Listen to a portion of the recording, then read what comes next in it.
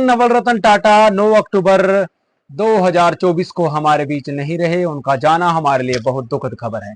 टाटा रतन ने हमारे देश के लिए जो कार्य किए हैं, जो हमारे लिए उन्होंने बलिदान दिया है, जो उद्योगपति पूंजीपति ना होकर एक देशभक्त भी था, वो असल मायने में रतन था। उन्होंने हमारे देश के लिए क्या क्या किया, उससे पहले हम उनकी जीवनी के बारे में थोड़ा बहुत जान लेते हैं। टाटा रतन के माता पिता का तलाक होने के बाद उनको अनाथ आश्रम में भेज दिया गया था, जहां से उनकी दादी ने उनको गोद लिया और उनकी पढ़ाई करवाई और उनको आगे बढ़ाया। सन 1962 में उन्होंने टाटा ग्रुप ज्वाइन किया था और टाटा ग्रुप से पहले भी बहुत बड़ी मेहनत की थी उन्होंने, और सन 1991 में वो टाटा के चेयरमैन बने थे। और चेयरमैन रहते हुए अपने दिमाग से, अपने परिश्रम से वो टाटा कंपनी को 40-50 गुना ऊपर तक लेकर गए थे। टाटा ने अब तक नमक से लेकर जहाज तक का सफर तय किया है। टाटा ने नैनो क्रांति लेकर आए थे। टाटा की गाड़ी वो हर भारतीय की रेंज में रहे, उन्होंने वो कार्य किया था। टाटा रतन को एक लड़की से प्यार हुआ था, उन्होंने शादी नहीं की है। उन्हें एक लड़की से प्यार हुआ था अमेरिका में पढ़ाई करते समय। जब भारत और चीन का युद्ध लगा 1962 का, तो उनकी दादी की तबीयत खराब थी, इसलिए उन्हें भारत आना पड़ा था।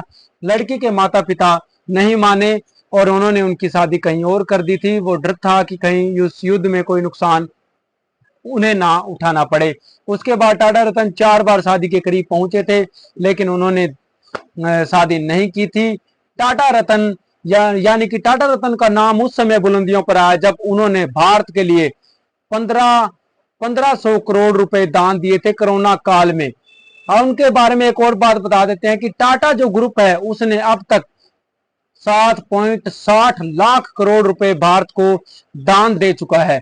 वैसे तो बहुत उद्योगपति है, बहुत पूंजीपति हुए हैं हमारे देश में, चाहे वो अडानी, अंबानी या फिर कोई और कह लो, मोतीलाल नेहरू कह लो। सभी जो भी दान देती है कोई संस्था, वो अपना हित देखती है, वो अपना कोई लाभ देखती है। लेकिन टाटा रतन ने बिना किसी लाभ के भारत को दान दिया था।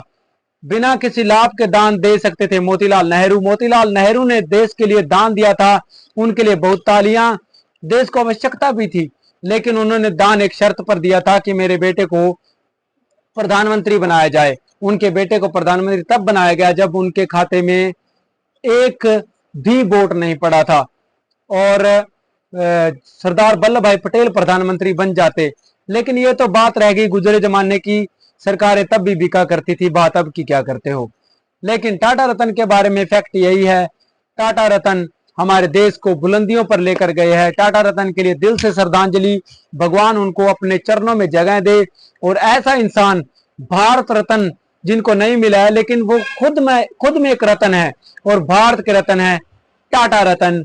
टाटा स्टील हो, टाटा किसी भी प्रकार का, टाटा नमक ले लो, टाटा की गाड़ियां ले लो, बहुत बढ़िया बढ़िया गाड़ियां, बहुत बड़ा इनकी कंपनी बिजनेस इन्होंने किया।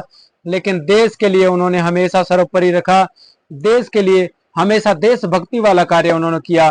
तो टाटा रतन जी हमारे लिए सच्चे देशभक्त के रूप में उन्होंने अपनी जीवन लीला रही। 86 वर्ष की आयु में उनका निधन हुआ। बहुत ही शोकाकुल है, हम शोक प्रकट करते हैं हम कि वो अब हमारे बीच नहीं रहे, लेकिन एक दिन सबको जाना होता है। भगवान उनको अपने चरणों में जगह दे। इसी के साथ आप सभी इस वीडियो को शेयर कर दीजिए, कमेंट कीजिए, लाइक कीजिए, सच्ची श्रद्धांजलि दीजिए टाटा रतन, टाटा नवल रतन जी को। ओके, आपसे बाय, टाटा।